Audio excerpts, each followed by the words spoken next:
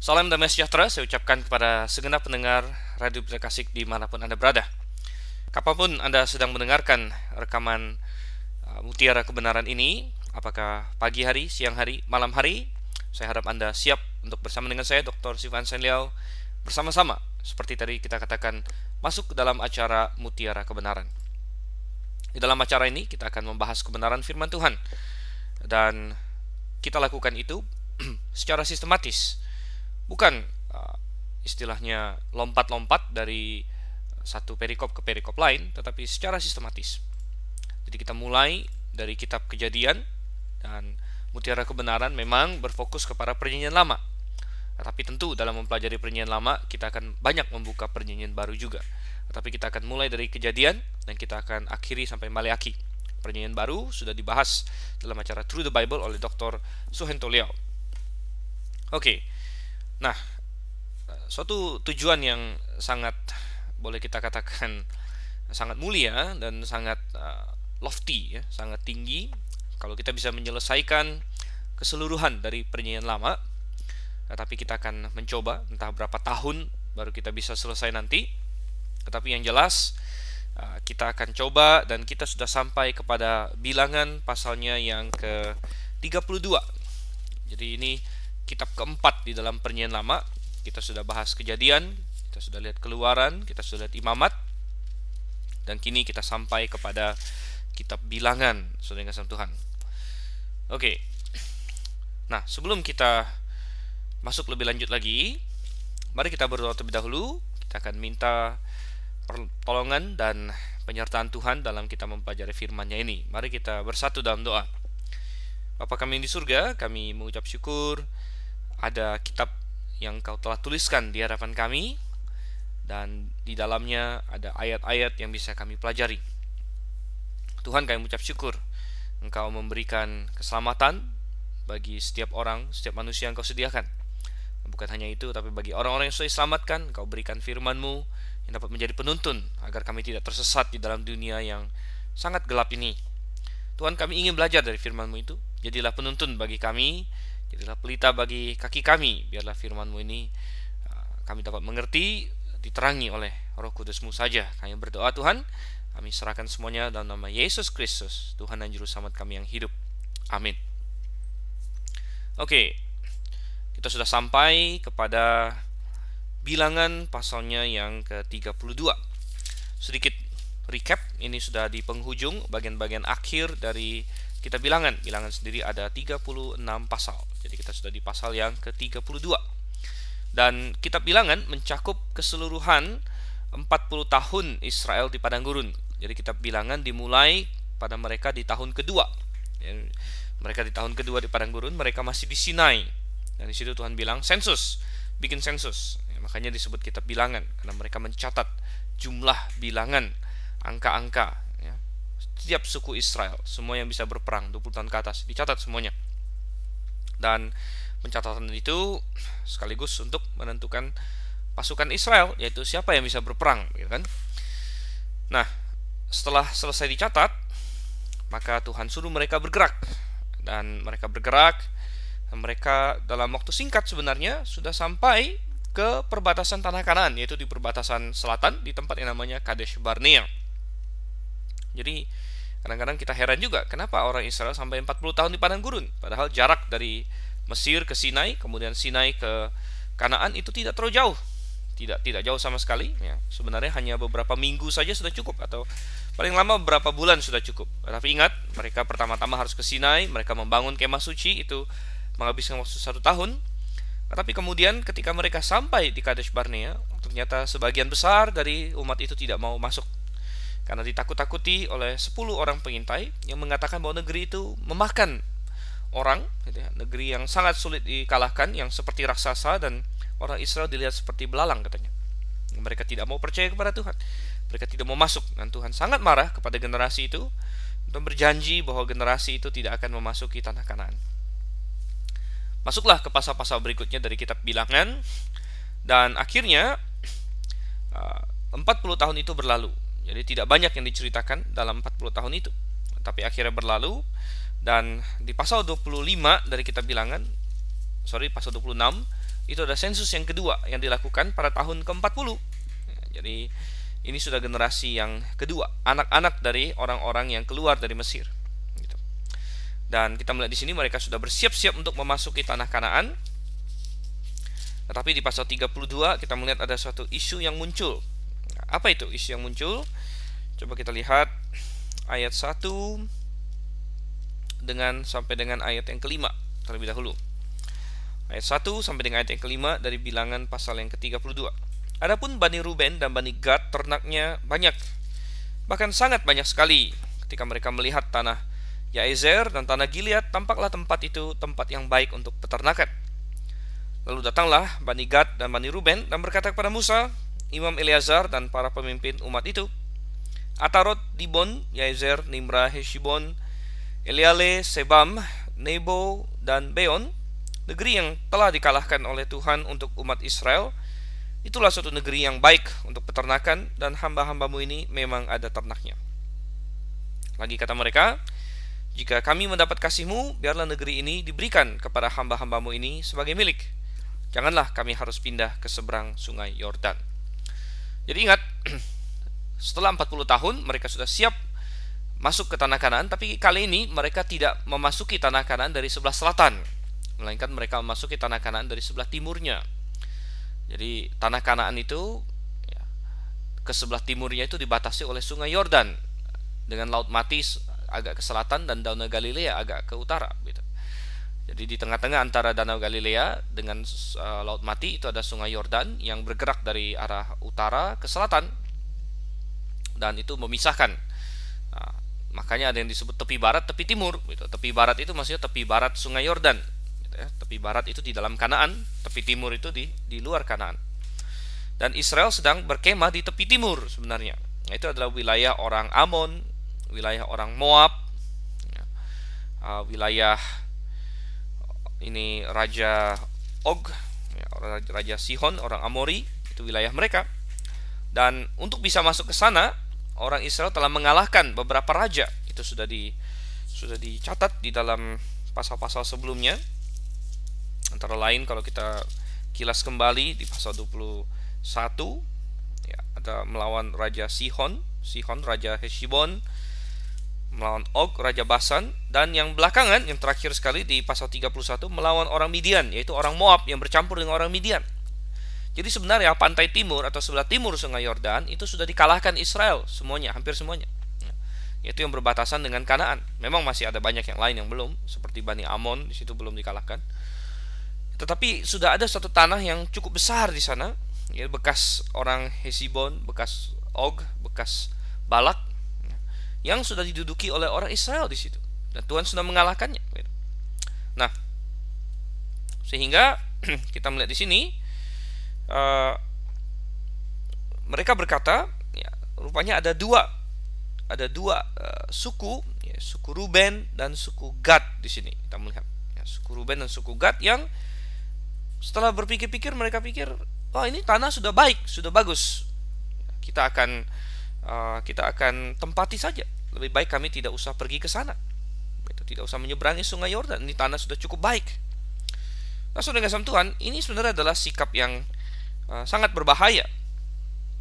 Sikap yang sangat berbahaya, sikap puas dengan apa yang ada secara rohani, walaupun Tuhan menjanjikan yang lebih baik sebenarnya. Nah, sikap puas dengan apa yang ada secara materi itu adalah sikap yang baik. Ya, Tuhan banyak sekali memberitahu kita dalam kitabnya, cukupkanlah dirimu dengan apa yang ada padamu, katanya. Dan ibadah disertai dengan rasa cukup mendatangkan keuntungan yang besar, katanya. Ya. Tetapi kalau Tuhan menjanjikan sesuatu hal rohani, maka kita jangan mau puas dengan hal yang di bawah itu, gitu. Kita jangan puas dengan hal di bawah itu. Misalnya, Tuhan menjanjikan bahwa setiap orang Kristen yang lahir baru bisa memperoleh hidup yang berkemenangan secara rohani dalam Tuhan. Dia bisa mengalahkan dosa-dosanya. Dia bisa mengalahkan kecanduan apapun yang menimpa dirinya. Dia bisa menjadi orang yang menjadi saksi yang efektif bagi Tuhan. Dia bisa menjadi orang yang mempengaruhi keluarganya, mempengaruhi orang-orang sekitarnya bagi Tuhan.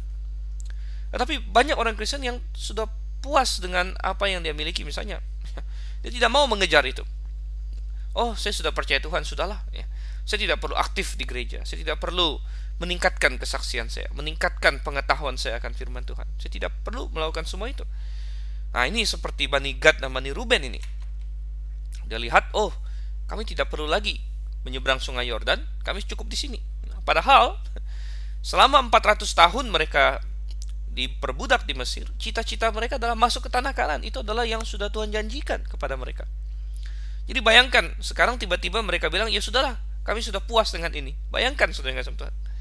Oh, bahaya sekali. Jangan Anda cepat puas. Dan Anda meminta itu kepada Tuhan.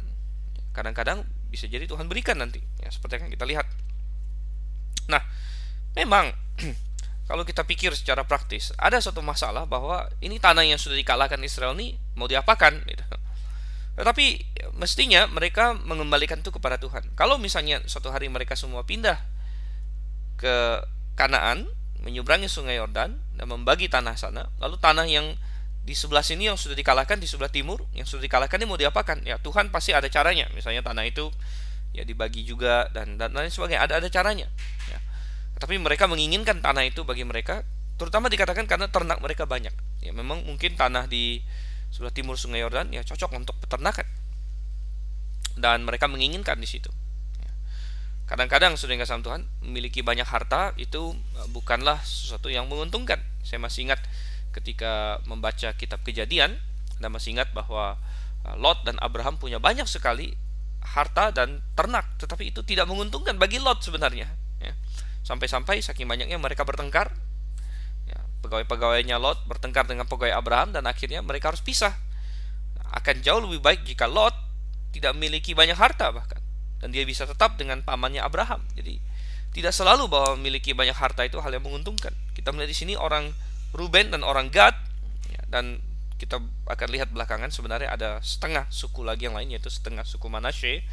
Tapi itu baru akan disebut belakangan. Ya. Di sini yang lebih prominent adalah Ruben dan Gad. Ruben dan Gad memiliki banyak ternak, sehingga mereka berkata, lebih baik kami di sini. Dan ini merupakan suatu langkah yang tidak baik sebenarnya. Oke, kita melihat sekarang di ayat yang ke-6. Ya, bagaimana Musa menjawabnya? Ayat yang ke-6 sampai dengan ayat yang ke-15. Ayat 6 sampai 15. Jawab Musa kepada Bani Gad dan Bani Ruben itu, masakan saudara-saudaramu pergi berperang dan kamu tinggal di sini? Mengapa kamu hendak membuat enggan hati orang Israel untuk menyeberang ke negeri yang diberikan Tuhan kepada mereka? Demikian juga dilakukan bapak-bapakmu ketika aku menyuruh mereka dari Kadesh Barnea untuk melihat-lihat negeri itu. Mereka berjalan sampai ke lembah Eskol, melihat-lihat negeri dan membuat enggan hati orang Israel sehingga mereka tidak mau pergi ke negeri yang diberikan Tuhan kepada mereka. Maka bangkitlah murka Tuhan pada waktu itu dan ia bersumpah bahwasanya orang-orang yang telah berjalan dari Mesir yang berumur 20 tahun ke atas tidak akan melihat negeri yang kujanjikan, dengan bersumpah kepada Abraham, Ishak dan Yakub, oleh karena mereka tidak mengikut aku dengan sepenuh hatinya, kecuali Kaleb bin Yefune, orang Kenas itu, dan Yosua bin Nun, sebab keduanya mengikut Tuhan dengan sepenuh hatinya. Sebab itu, bangkitlah murka Tuhan kepada orang Israel, sehingga ia membuat mereka mengembara di padang gurun 40 tahun lamanya, sampai habis mati segenap angkatan yang telah berbuat jahat di mata Tuhan. Dan sekarang kamu bangkit, ganti bapak-bapakmu suatu kawanan orang-orang berdosa, untuk menambah lagi murka Tuhan yang menyala-nyala kepada orang Israel itu. Jika kamu berbalik membelakangi dia, maka kamu akan lebih lama lagi dibiarkannya tinggal di padang gurun, dan kamu akan membawa kemusnahan atas seluruh bangsa ini. Ya, Musa ternyata sangat-sangat terkejut mendengar permintaan dari Bani Ruben dan Bani Gad ini. Sangat terkejut dan sangat khawatir dalam hatinya. Dan tepat sekali Musa merasa demikian, karena dia yang 40 tahun yang lalu sudah merasakan hal yang sama. Ingat bahwa Bani Ruben dan Bani Gad yang menghadap dia ini kemungkinan besar adalah orang-orang yang masih sangat kecil waktu itu, atau bahkan belum lahir. Mereka tidak tahu tentang peristiwa Kadesh Barnea, atau mereka masih sangat kecil pada waktu itu. Tapi Musa tahu persis, sehingga dia mengingatkan lagi kepada mereka apa yang terjadi di situ, dan bahwa karena orang Israel sebagian tidak mau masuk ke tanah Kanaan lah akhirnya bangsa itu kena murka seluruhnya. Dan mereka akhirnya harus 40 tahun di padang gurun, dan tidak ada seorang pun yang di atas 20 tahun yang masih hidup kecuali 2 orang, yaitu Kaleb dan Yosua. Dan Musa sangat khawatir bahwa hal ini yang akan terjadi lagi. Dan kalau kita lihat di ayat yang ke-6 dan ayat yang ke-7, ada dua masalah besar yang bisa timbul dari langkah ini. Yang pertama, Musa ingin mengetahui apakah mereka meminta ini karena mereka tidak mau berperang, saudara. Mereka takut berperang. Sehingga di ayat 6 Musa berkata, masakan saudara-saudaramu pergi berperang dan kamu tinggal di sini? Ini adalah salah satu alasan yang dipakai oleh nenek moyang mereka sekitar 40 tahun yang lalu, atau tepatnya sekitar 39 tahun yang lalu. Mereka takut. Mereka takut kepada orang Kanaan yang dikatakan seperti raksasa. Dan mereka takut kepada deskripsi para pengintai yang mengatakan mereka seperti belalang. Mereka takut ketika dikatakan, oh itu negeri yang memakan penduduknya. Mereka ketakutan, mereka tidak mau berperang. Mereka merasa lemah, padahal Tuhan sudah menunjukkan diri sebagai penolong mereka, penopang mereka. Segala kereta Firaun telah mereka lihat di Laut Merah tenggelam, tapi mereka tetap tidak percaya kepada Tuhan. Oh, ada orang saudara sebenarnya tidak mau berperang, tidak mau berperang secara rohani. Mereka tidak tahu bahwa ketika mereka percaya Yesus, mereka berada dalam medan pertempuran. Alkitab menyebut mereka sebagai prajurit-prajurit Kristus. Paulus berkata, ambillah seluruh perlengkapan senjata Allah. Kita berada dalam peperangan, saudara. Ada orang yang tidak mau berperang. Ada orang yang mengatakan, udah saya menyerah aja, saya nggak mau susah-susah. Di dunia ini saya hanya mau mikirin uang, saya hanya mau mikirin kerja, saya hanya mau mikirin bisnis. Untuk apa saya ikut berperang secara rohani? Oh, tapi ini adalah respon yang sangat-sangat salah. Dan orang yang demikian tidak akan pernah bisa hidupnya itu berguna bagi Tuhan, dan tidak akan pernah bisa dipakai oleh Tuhan, dan hidupnya akan jauh daripada yang bisa dia berikan bagi Tuhan, dan dia akan sengsara sebenarnya. Dia tidak akan bahagia di dalam Tuhan. Oh, dia mencari harta mungkin, dia mengejar harta, tapi itu akan terus lari daripada dirinya. Nah, kita melihat di sini Musa sangat khawatir. Apakah kamu berkata begini karena kamu takut berperang? Diingatkan lagi mereka tentang kejadian 39 atau 40 tahun yang lalu itu. Jangan sampai demikian. Nah, kemudian saudara yang kasih Tuhan, ada concern atau kekhawatiran kedua yang muncul dalam hatinya Musa di ayat yang ke-7. Mengapa kamu hendak membuat enggan hati orang Israel untuk menyeberang ke negeri yang diberikan Tuhan kepada mereka? Yaitu bagaimana efek dari permintaan mereka ini kepada suku-suku yang lain. Kalau mereka berkata, kami tidak mau berperang lah, kami di sini saja, kalian saja yang berperang. Mungkin yang lain juga, kok enak sekali, dia sudah dapat, nah, kami juga malas. Jadi ada efek di mana yang dikhawatirkan Musa, perbuatan mereka ini melemahkan orang-orang yang lain, melemahkan suku-suku yang lain. Mungkin suku lain ada yang akan melihat Gad dan Ruben, enak juga mereka ya. Kenapa bukan saya yang tinggal di sini? Kenapa harus mereka? Oh, sudah kasih Tuhan, ketika peperangan menjadi dahsyat, mungkin itu bisa terpikir. Dan saudara yang kasih Tuhan, ini harus menjadi pertimbangan kita matang-matang. Banyak kali orang Kristen tidak memikirkan hal ini. Apakah saya bisa melemahkan orang lain? Yang mereka pikir hanya diri sendiri. Sangat egois. Banyak orang Kristen sangat egois, saudara yang kasih Tuhan. Mereka tidak berpikir, apakah saya melemahkan saudara saya dalam Tuhan? Oh, Paulus kita melihat memberikan prinsip yang luar biasa indah. Ketika ditanya tentang masalah makanan, Paulus menjawab apa? Segala makanan halal, katanya. Saya tidak takut. Makan daging yang dipersembahkan pada berhala, saya tidak takut. Makan apapun saya tidak takut, Paulus bilang. Tetapi kalau ada saudara saya yang bisa tersandung, saya tidak mau makan daging sampai selama-lamanya. Ini adalah prinsip Paulus. Dia tidak mau menyebabkan kelemahan orang lain. Dia tidak mau makan makanan yang dipersembahkan kepada berhala kalau itu bisa melemahkan orang lain. Kenapa? Ya bisa saja ada orang yang dia tidak mau, oleh karena itu tidak mau masuk ke kuil untuk makan daging itu katanya. Kenapa? Ya memang kuil itu nggak ada masalah. Kuil itu nggak ada power, nggak ada magic apa yang bisa mempengaruhi Paulus. Paulus ada dalam Yesus Kristus. Tapi kalau dia masuk ke kuil itu untuk makan, itu urusan perut, saudara. Sangat tidak penting. Dan ada orang Kristen yang lemah yang melihat, kok ada Paulus di dalam kuil itu, gitu. Dan dia mulai berpikir, kalau gitu orang Kristen boleh ke kuil.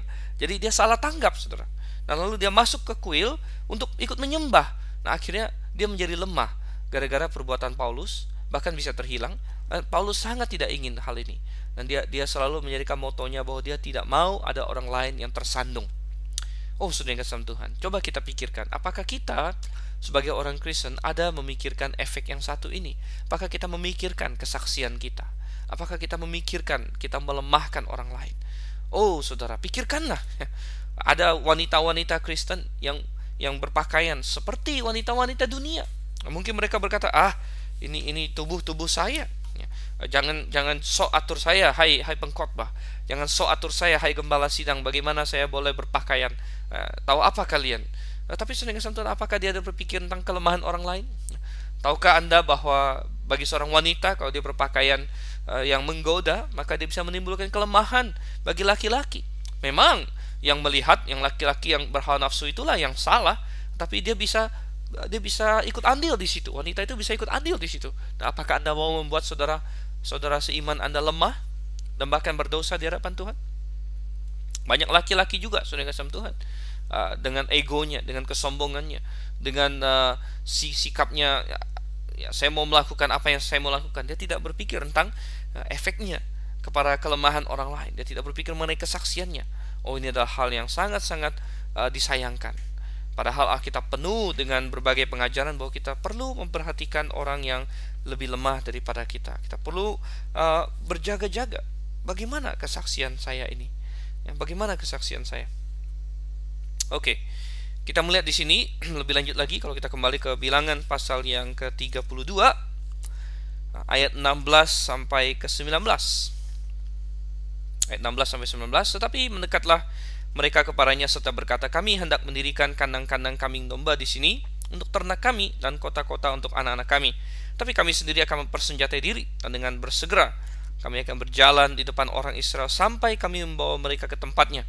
Sementara itu anak-anak kami akan tinggal di dalam kota-kota yang berkubu oleh karena penduduk negeri ini. Kami tidak akan pulang ke rumah kami sampai setiap orang Israel memperoleh milik pusakanya, sebab kami tidak mau menerima milik pusaka di seberang sungai Yordan sana, dan seterusnya. Apabila kami mendapat milik pusaka di seberang sungai Yordan sini di sebelah timur. Oke, jadi kita melihat di sini Bani Ruben dan Bani Gad menenangkan Musa. Dan intinya berkata, bukan, alasan kami ini bukan karena kami tidak rela berperang, bukan, kami siap berperang. Karena itu kami akan maju di depan semua bangsa yang lain. Kami akan ikut masuk ke Kanaan untuk berperang bersama dengan mereka. Hanya kami mau menerima warisan di sebelah timur sungai Yordan. Dan kami tidak akan pulang sampai semua orang Israel mendapatkan milik pusakanya. Dan saudara kasih Tuhan, ini adalah sikap yang masih cukup baik dalam diri Bani Ruben dan Bani Gad. Jadi mereka tidak parah-parah sekali, walaupun mereka tidak menginginkan yang terbaik, tetapi mereka masih lumayan baik, saudara. Dan seringkali seperti itu, seringkali ada orang yang cukup baik sebenarnya, tetapi dia tidak sampai kepada potensi maksimalnya, begitu. Kita ingat beberapa tokoh dalam Alkitab, misalnya Raja Yosafat, saudara kasih Tuhan. Raja Yosafat di dalam Perjanjian Lama adalah seorang raja yang cukup baik sebenarnya. Dia mengejar Tuhan, dia mencari Tuhan, dia adalah seorang raja yang baik. Tetapi sayang, dia berkompromi, dia berbesaran dengan Ahab, dan dia banyak berkompromi dengan Ahab, walaupun dianya sendiri sangat baik. Dan akhirnya kita melihat suatu efek yang sangat parah dan sangat mengecewakan, bahwa mestinya dia bisa membawa Yehuda kepada suatu pengenalan dan suatu jalur yang jauh-jauh lebih baik lagi bagi Tuhan. Tetapi karena komprominya, saudara, kadang-kadang kita melihat bahwa ada efek-efek kekal dari perbuatan-perbuatan kita kepada anak cucu kita, kepada banyak hal yang lain. Oke, jadi mereka menenangkan Musa di sini. Kita lihat ayat 20 sampai dengan ayat yang ke-24. Ayat 20 sampai 24. Lalu berkatalah Musa kepada mereka, jika kamu hendak berbuat demikian, jika kamu hendak mempersenjatai diri untuk berperang di hadapan Tuhan, dan setiap orang dari kamu yang telah bersenjata hendak menyeberangi sungai Yordan di hadapan Tuhan, sampai ia menghalau musuh-musuhnya dari hadapannya, sehingga negeri itu takluk ke hadapan Tuhan, dan jika kemudian kamu pulang, maka akan bebaslah kamu dari kewajibanmu kepada Tuhan dan kepada Israel, dan negeri ini pun akan menjadi milikmu di hadapan Tuhan. Tapi jika kamu tidak berbuat demikian, sesungguhnya kamu berdosa kepada Tuhan, dan kamu akan mengalami bahwa dosamu itu akan menimpa kamu. Dirikanlah kota-kota bagi anak-anakmu dan kandang-kandang bagi kambing dombamu, dan perbuatlah apa yang telah kamu ucapkan. Iya, jadi kita dapatkan di sini Musa menerima alasan yang diberikan oleh kelompok si Ruben dan Gad ini. Ya, oke, boleh kalau memang kau mau seperti itu, saya izinkan. Nah, sudah yang kasih Tuhan. Kadang-kadang Tuhan mengizinkan kita melakukan hal-hal yang not the best, saudara, bukan yang terbaik, tetapi karena kita ingin, ya oke, Tuhan izinkan. Ya, Tuhan izinkan. Oleh karena itu, kita bukan hanya mencari apa yang Tuhan izinkan sebenarnya, tapi kita mencari apa yang terbaik dari Tuhan. Ya, kita mencari kehendak Tuhan. Tuhan maunya engkau apa? Kadang-kadang kita hanya kita puas dengan apa yang Tuhan izinkan saja. Gitu. Kita bukan mencari yang terbaik yang Tuhan miliki. Ada orang yang berpikir, apakah saya akan pergi bisnis, buka toko misalnya, atau saya mau melayani Tuhan. Dan mungkin dia mendapatkan, kalau dia buka toko, ya itu Tuhan izinkan juga. Gitu. Tapi apakah itu yang the best? Apakah itu yang terbaik untuk jangka panjang, untuk sampai kekekalan? Ya belum tentu, sudah kasih Tuhan. Tapi kadang-kadang Tuhan mengizinkan. Tuhan mengizinkan karena memang itu kita inginkan. Gitu. Ada orang yang mungkin berdoa sama Tuhan. Ada seorang wanita yang sangat dia suka, yang belum percaya Tuhan, ya, dan dia berdoa, Tuhan, bagaimana ini, saya sangat suka dengan perempuan ini atau dengan laki-laki ini, kalau dia perempuan, ya, dia belum percaya Engkau, Tuhan izinkanlah, ya, nanti saya akan bersaksi sama dia, dan dia akan diselamatkan dan lain sebagainya. Dan segala janji. Padahal ya Tuhan ingin kita menikah dengan orang yang sudah percaya, ya, dan mungkin masih ada kasih karunia Tuhan. Dan mungkin kalau orang itu nekat menikah dengan dia, mungkin orang itu masih bisa diselamatkan, saudara. Itu kasih karunia Tuhan. Banyak yang tidak bisa diselamatkan setelah itu, ya mungkin ada yang masih bisa. Tapi itu adalah izin dan kasih karunia Tuhan. Itu mungkin bukan kehendak Tuhan yang the best, yang terbaik bagi orang itu, saudara. Jadi Ruben dan Gad di sini mereka puas dengan diizinkan oleh Musa. Tetapi Musa memperingatkan di ayat yang ke-23. Ya, jika kamu tidak berbuat demikian, tidak berbuat seperti yang mereka katakan, untuk pergi berperang dan tidak akan istirahat sebelum semua yang lain dapat milik pusaka. Jadi jika kamu tidak berbuat demikian, sesungguhnya kamu berdosa kepada Tuhan. Jadi kalau mereka, ya intinya ayat ini berkata, kalau kamu tidak berbuat demikian, kalau kamu do nothing, ya, kalau kamu berdiam diri, kalau kamu berpangku tangan, kalau kamu diam saja, kamu berdosa pada Tuhan. Ya, kadang-kadang kita membayangkan dosa itu sebagai suatu tindakan. Tapi kadang-kadang tidak bertindak adalah dosa, saudara. Ya, bahkan seringkali. Nah, ini kalau dalam bahasa Inggris disebut sins of omission. Ya, dosa tidak melakukan sesuatu dibandingkan dengan sins of commission, yaitu dosa melakukan sesuatu. Memang ada dua ini. Sins of commission, dosa melakukan sesuatu, misalnya berbohong, mencuri, merampok, ini suatu tindakan yang merupakan dosa. Tapi kadang-kadang orang Kristen hebat untuk menjauhi dosa-dosa ini, tapi mereka jatuh kepada dosa-dosa, tidak melakukan apa yang harusnya mereka lakukan. Di dalam Yakobus, saudara, saya teringat akan satu ayat yang sangat-sangat indah. Yakobus pasal yang keempat ayat yang ke-17. Jadi jika seorang tahu bagaimana ia harus berbuat baik tetapi ia tidak melakukannya, ia berdosa. Jadi ada dosa di mana orang itu tidak melakukan apa yang harusnya dia lakukan, itu dosa. Orang yang tidak berdoa padahal dia tahu dia mesti berdoa, itu adalah dosa. Dan mungkin itu adalah dosa yang paling banyak dilakukan oleh orang Kristen. Kalau ada dia bisa menolong orang, dia tidak lakukan. Ada hal yang benar yang harus dia lakukan, dia tidak lakukan, itu adalah dosa. Sudah yang kasih Tuhan. Ada yang perlu memberi diri dibaptis karena dia sudah yakin bahwa dia belum dibaptis secara alkitabiah. Mungkin dia dibaptis waktu dia bayi, mungkin dia baru dipercik belum dibaptis, tapi dia tidak melakukannya. Dia tidak melakukannya karena dia takut. Dia tidak melakukannya karena dia ingin mempertahankan temannya. Itu adalah dosa, saudara. Itu adalah dosa. Bagaimana? Apakah pendengar sekalian saat ini adakah hal yang harusnya Anda lakukan yang belum Anda lakukan? Itu menjadi dosa kalau Anda tidak lakukan.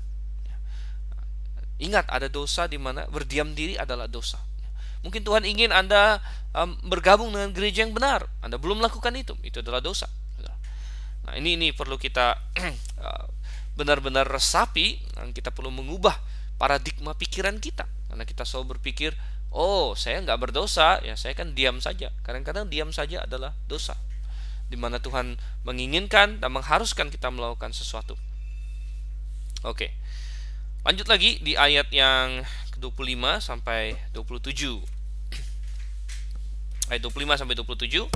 Maka berkatalah Bani Gad dan Bani Ruben itu kepada Musa, hamba-hambamu ini akan berbuat seperti yang diperintahkan Tuanku. Anak-anak dan istri-istri kami, ternak dan hewan kami akan tinggal di sini, di kota-kota Gilead. Tetapi hamba-hambamu ini akan menyeberang di hadapan Tuhan untuk bertempur, yakni setiap orang yang bersenjata untuk berperang, seperti yang dikatakan Tuanku. Oke, kita lanjut. Ayat 28 sampai dengan ayat yang ke-38. 28 sampai 38.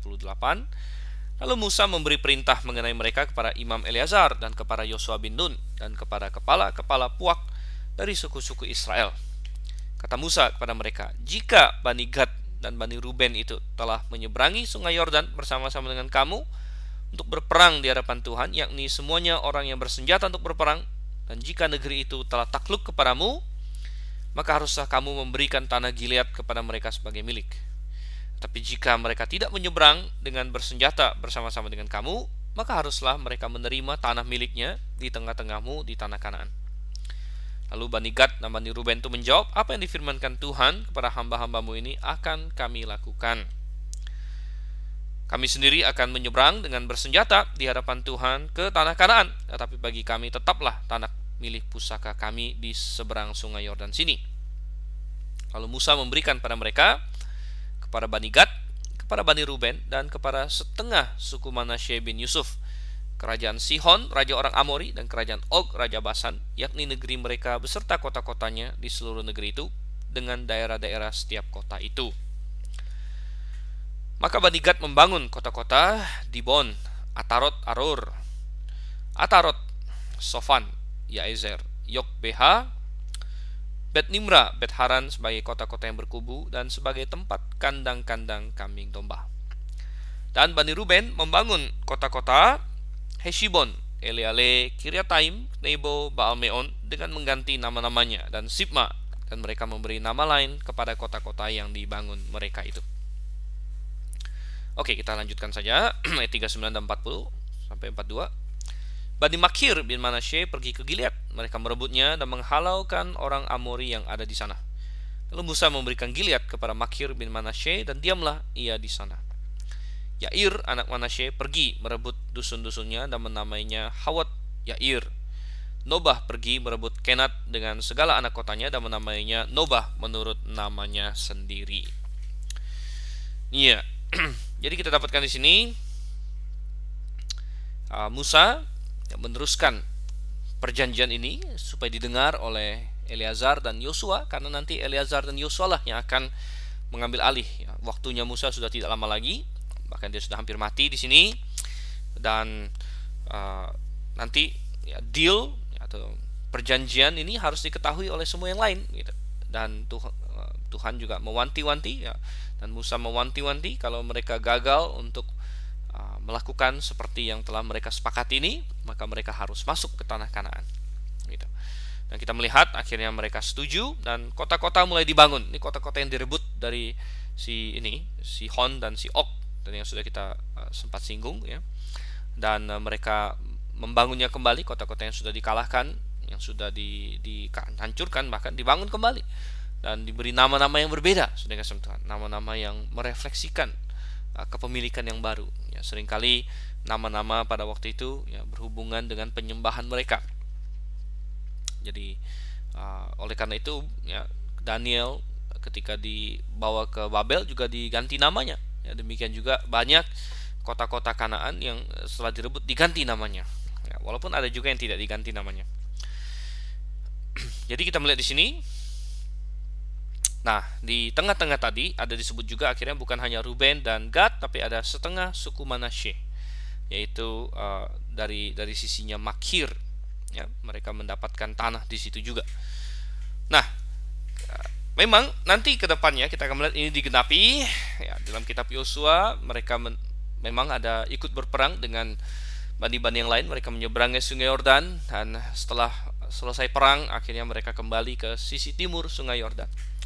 Dan kalau kita lihat dari kacamata sejarah, ini adalah suatu keputusan yang oke lah, tapi tidak ideal, ya. Tidak ideal. Akhirnya Bani Gad, Bani Ruben terpisah oleh sungai Yordan dari bani-bani yang lain. dan mereka agak sedikit jauh. Dan efeknya adalah kalau ada serangan musuh, itu mereka yang biasanya paling duluan kena gitu. Jadi seringkali tanah Gilead ini tanah yang sering diduduki oleh musuh, oleh nanti orang Midian ya, di masa hakim-hakim banyak diduduki oleh musuh, Bani Amon lah dan sebagainya. Jadi ini salah satu efek sampingnya. Tadi kita sudah bahas bahwa kadang-kadang ada yang Tuhan izinkan, but it's not the best, bukan yang terbaik, dan akan ada banyak masalah di situ. Dan akhirnya Bani Gad, Bani Ruben, mereka banyak mengalami serangan musuh. Tapi yang paling utama adalah mereka jauh dari kebenaran, mereka jauh dari Yerusalem. Dan kalau kita lihat di Injil, di kitab-kitab Injil, Matius, Markus, Lukas, ya, tanah mereka ini disebut tanah apa, saudara? Ini disebut tanah Gerasa gitu. Anda mungkin masih ingat Yesus pernah menyeberangi Danau Galilea sampai ke seberang ke tanah Gerasa. Nah, Gerasa ini dalam bahasa aslinya adalah Gadarenes. Oleh karena itu dalam bahasa Inggris, dalam King James disebut Gadarenes. Ini berasal dari kata Gad, tanah Gad sebenarnya. Jadi ketika Yesus menyeberang danau sampai ke tanah Gerasa, itu adalah tempatnya orang Gad ini yang di seberang Sungai Yordan, di seberang Danau Galilea, saudara. Dan kita dapatkan di sana ya, ternyata orang-orang di sana sudah sangat apatis kepada kebenaran. Bahkan ada seorang di antara mereka yang disembuhkan dari roh jahat pun mereka tetap mengusir Yesus, dan mereka menjadi peternak babi, saudara sama Tuhan. Jadi ini adalah konsekuensinya. Mereka jauh dari kebenaran, mereka sering dihimpit oleh musuh di seberang sana. Apakah secara materi mereka sukses? Ya, mungkin awalnya sukses. Sekali lagi, ini adalah keputusan yang didasari kepada materi. Mereka ingin tempat yang luas, mereka mencintai tanah itu, mereka ingin ternak-ternak mereka dan sebagainya, dan mereka mendapat hasilnya. Dan kiranya ini semua menjadi peringatan bagi kita. Jangan kita puas dengan kondisi rohani kita, di mana Tuhan menjanjikan lebih lagi. Mari kita mencari yang terbaik yang Tuhan siapkan bagi kita, dan mari kita bergiat sampai Dia datang. Oke? Sampai berjumpa dalam sesi yang berikutnya. Saya Dr. Sufyan Sandial undur diri dulu dari pendengaran Anda. Sampai berjumpa. Maranatha.